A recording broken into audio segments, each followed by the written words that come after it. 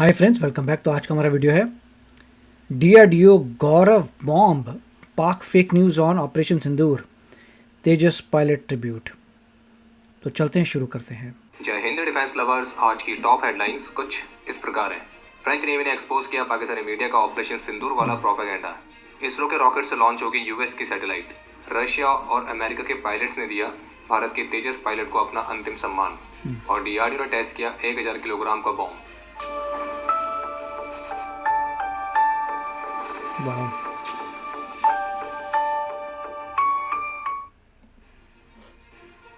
Pakistani media जियो TV की तरफ से एक आर्टिकल पब्लिश किया गया था जिसमें उन्होंने एक फ्रेंच नेवी कमांडर का नाम लेकर ये क्लेम किया था कि फ्रेंच नेवी के ऑफिशियली स्वीकार कर रहे हैं कि मई वाले कॉन्फ्लिक्ट में पाकिस्तान ने एयर सुपीरियरिटी मेंटेन करी थी और भारत के जेट्स को शॉट डाउन किया था। और पाकिस्तानी मीडिया में जिन फ्रेंच नेवी ऑफिशियल का नाम दिया गया था वो थे कैप्टन लॉनी। लेकिन अब हुआ ये कि फ्रेंच नेवी ने ऑफिशियली कंफर्म किया है कि पाकिस्तानी मीडिया ने जो आर्टिकल पब्लिश किया है ये एक तरह की फेक न्यूज़ है, मिस इन्फॉर्मेशन है और डिस इन्फॉर्मेशन है। और पाकिस्तानी मीडिया में फ्रेंच नेवी के जिन ऑफिशियल का नाम दिया जा रहा है तो फ्रेंच नेवी के मेरे मुताबिक ख्याल से उन्होंने जिन कुछ और कहा ऑफिशियल था। का नाम मिशन है और पाकिस्तानी मीडिया में फ्रेंच देखिए, थोड़ा पीछे जाते हैं, जैसे आई वांट टू सी क्या चल रहा है। उन्होंने बोला है कि fake news the statements are attributed to captain this who never gave his consent for any form of publication. Who never give his consent is something else. कहने का मतलब है कि उसने कंसेंट नहीं दिया कि आप उसे पब्लिकेशन में डाल सके, बट डिड ही से इट, राइट? तो पॉइंट ये, उन्होंने बोला क्या था, French commander reveal secret behind air. He told me problem was not the Rafale actually, not in Rafale actually the jet was not used properly. He disclose that India is now buying. तो उस बंदे ने ये बोलने की कोशिश की थी कि रफाइल में प्रॉब्लम नहीं है, पायलट में प्रॉब्लम है, right? He told me problem was not in Rafale actually this jet was not used properly. कहने का मतलब था कि रफाइल में प्रॉब्लम नहीं थी, आपने ठीक तरह से चलाया नहीं। ठीक है, अब ये बोल रहे हैं कि जो उस कैप्टन ने कहा था उसने कंसेंट नहीं दी थी पब्लिश करने के लिए। इट डजेंट मैटर कंसेंट दी क्या नहीं दी, बट तुमने क्या कहा था या नहीं कहा था ये बताओ। So that is the point.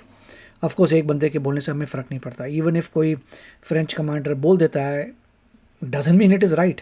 Who is he to tell? हमें पता है हमारे पायलट्स कितने बढ़िया हैं। इन्फॉर्मेशन है।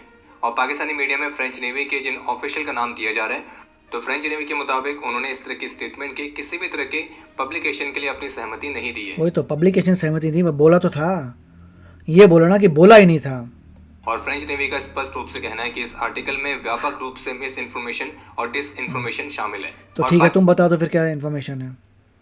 पॉइंट ये है, गलती से वो फ्रेंच वाला कुछ बोल गया, अब कह रहा है कि मैंने पब्लिश के लिए नहीं बोला था। अरे जो भी सोच के बोलना चाहिए था भैया, वो गलत बोल रहा है जो ये बोल रहा है। हाउ कैन ही टेल कि इंडियन पायलट्स कितने सुपीरियर हैं? He doesn't know. Pakistani media में कैप्टन लॉनी को एक सीनियर ऑपरेशन अथॉरिटी के तौर पर पोर्ट्रे किया गया है और जबकि फ्रेंच नेवी का स्पष्ट रूप से कहना है कि कैप्टन लॉनी की जो भूमिका है तो वो लैंडीवेजो में स्थित नेवल एयर स्टेशन को कमांड करने तक ही लिमिटेड वही तो बोल रहा हूँ, जबकि फ्रांस के रफाल एम फाइटर्स स्टेशन है।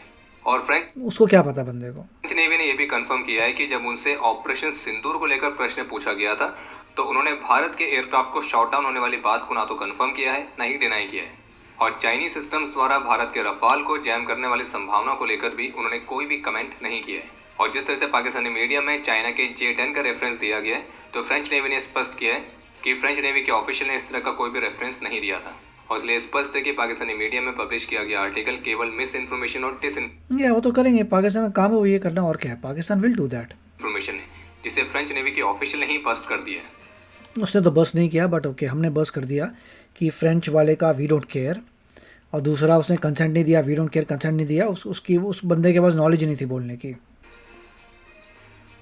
यूएस लाइसेंस्ड ब्लूबर्ड 6 सैटेलाइट जो कि दुनिया की सबसे हैवीएस्ट कमर्शियल कम्युनिकेशन सैटेलाइट्स में से एक है और जिसे लो अर्थ ऑर्बिट के लिए डिजाइन किया गया है।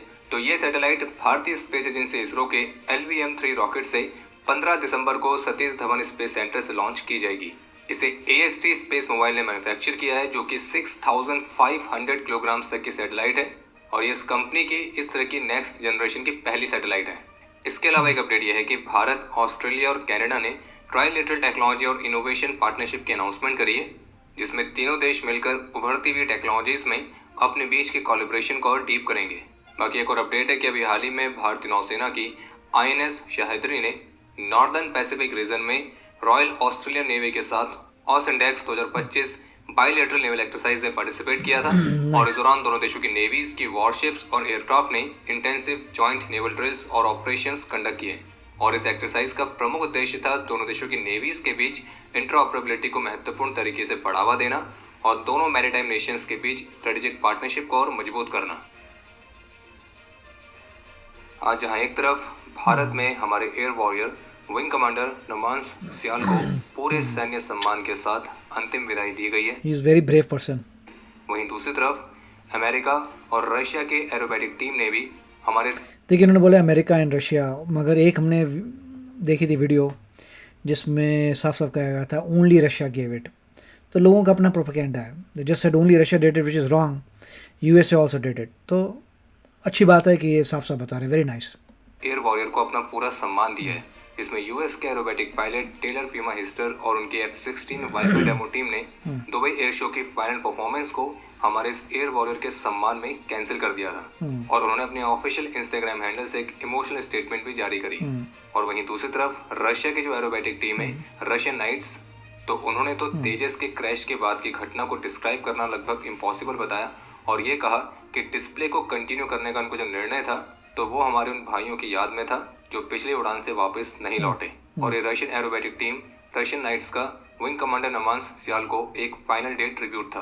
बाकी एक तरफ जहां अमेरिका और रशिया के प्रोफेशनल पायलट्स हैं जिन्होंने भारत के एयर वॉरियर को अपना पूरा सम्मान दिया है, तो वहीं दूसरी तरफ एक देश ऐसा भी है जहां कुछ लोग इस क्रैश में भारत के पायलट की डेथ को सेलिब्रेट कर रहे हैं। तो वहीं कई सारे अकाउंट्स ऐसे हैं भारत के खिलाफ प्रोपेगेंडा फैलाने में सबसे आगे हैं। वो तो पता चल जाता है उस कंट्री का कैरेक्टर क्या है। और हमें शायद आपको अलग से बताने की जरूरत तो है नहीं कि वो देश कौन सा है, कोई और नहीं हमारा ही निकम्मा पड़ोसी पाकिस्तान। तो तेजस क्रैश को लेकर पाकिस्तान के प्रोपेगेंडा अकाउंट्स के माध्यम से एक नहीं बल्कि मल्टीपल प्रोपेगेंडा फैलाए जा रहे हैं।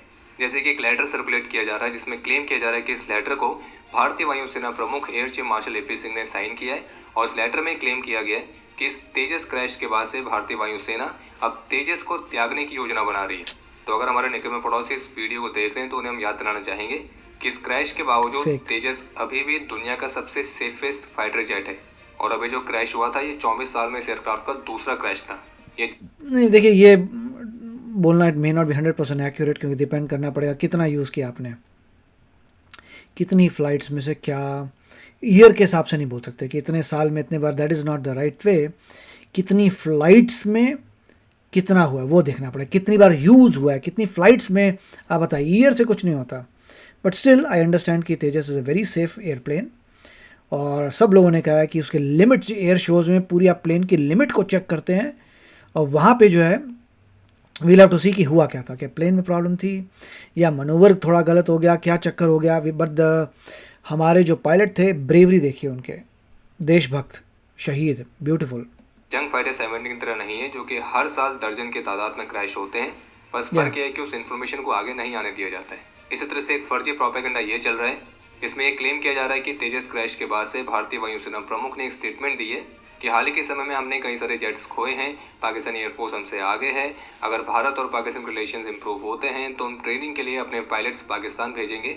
तो इस तरह का क्लेम पाकिस्तान के प्रोपेगेंडा अकाउंट्स कर रहे हैं। हालांकि जिस तरह का क्लेम है इसको देखकर तो जो भारतीय हैं वो तो समझ जाएंगे कि पूरी तरह से फर्जी है, पर हमें पूरी उम्मीद है कि जो हमारे पड़ोस की जाहिल जनता है वो इसको सच ही मानकर बैठ जाएगी। इसी तरह से भारतीय वायुसेना प्रमुख की एक और AI एडिट वीडियो वायरल की जा रही है जिसमें भारतीय वायुसेना प्रमुख को तेजस फाइटर को क्रिटिसाइज करते हुए दिखाया गया है। तो स्पष्ट कर दे कि ये भी फर्जी वीडियो है और इस तरह के प्रोपेगेंडा पर विश्वास ना करें और इन सभी प्रोपेगेंडा से बचने के लिए PIB फैक्ट चेक जैसे ऑफिशियल हैंडल्स को फॉलो करना ना भूलें। बहुत ही प्यारा वीडियो था, वेरी नाइस। और हमारे जो पायलट थे जो शहीद हो गए, उनके लिए USA और रशिया दोनों ने जेस्चर दिया था, विच इज़ गुड। जो फेक न्यूज़ है वो सब फेक न्यूज़ पाकिस्तान कर रहा है, डोंट बादर। वो तो पाकिस्तान के मुंह से जो भी निकलता है आपको पता ही फेक होगा, तो उससे तो कोई सोचने वाली बात ही नहीं बनती। दूसरा जो कह रहे हैं कि फ्रांस वाले ने कुछ बोला था, वो बंदे काम ही नहीं करता इन चीज़ों में, स्टेशन में बैठा हुआ है, उसको कुछ पता नहीं होगा रफ़ाल के बारे में, उसको कुछ आइडिया नहीं होगा कि ऑपरेशन सिंदूर में क्या हुआ। उसने ऐसी स्टेटमेंट दे दी, वो टोटल गलत थी।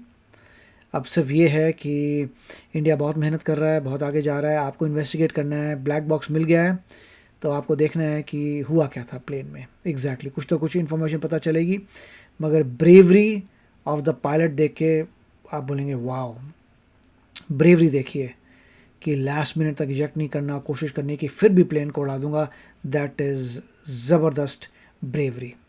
आप बताइए आपके क्या विचार हैं इसके बारे में। मिलेंगे अगले वीडियो में, टेक केयर, बाय बाय। तो अगर आप मेरे इस चैनल पे नए हो तो जल्दी से सब्सक्राइब के बटन को हिट करो और बेल आइकन को क्लिक करो, ताकि आपको मेरा जब नया वीडियो मैं लगाऊं आपको उसके बारे में जल्दी से पता चल जाए।